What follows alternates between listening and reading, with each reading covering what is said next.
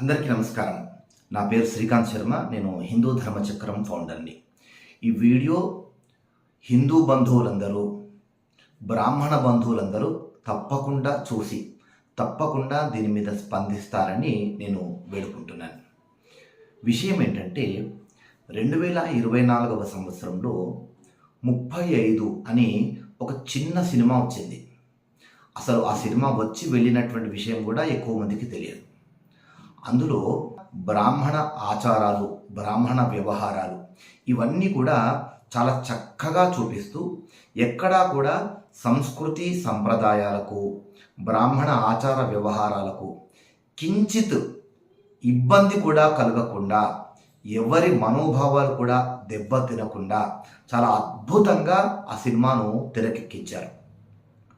అయితే కేవలము సంస్కృతి సంప్రదాయాలు మాత్రమే కాకుండా ఒక తల్లి తన కొడుకుకి మ్యాథమెటిక్స్లో 35 మార్కులు రావడం కోసము తాను ఎంతో కష్టపడి తాను మళ్ళీ చదువుకొని ఆ పిల్లవాడికి తను స్వయంగా తాను చదువు చెప్పి ఆ పిల్లవాడికి 35 మార్కులు వచ్చి పరీక్ష పాస్ అయ్యేట్టుగా చేసేటువంటి కథ. ఇంత అద్భుతమైనటువంటి కథ ఈ కాలంలో ఈ 2024 సంవత్సరంలో రాలేదు. ఒకసారి విమానం అనేటువంటి ఒక అద్భుతమైన సినిమా వచ్చింది. దాని తర్వాత అంత అద్భుతమైన చిత్రము ఇది. అయితే హిందూ ధర్మచక్రం తరఫున నేను శ్రీ భ్రామరి వేద పాఠశాల వ్యవస్థాపకులు శ్రీ బ్రహ్మశ్రీ చేబియం రాఘవ శర్మ గారు, మేము ఇరువురము కలిసి ఈ సినిమాలో నటించినటువంటి ఆ సినిమా టీం వారికి, నటీనటులకు, ఆ దర్శకునికి, హీరోకి, పిల్లలకు, వీళ్ళందరికీ మా సంస్థ రాఘవ శర్మ గారి వేద పాఠశాల తరఫున మేము ఒక సన్మానం చేస్తున్నాము.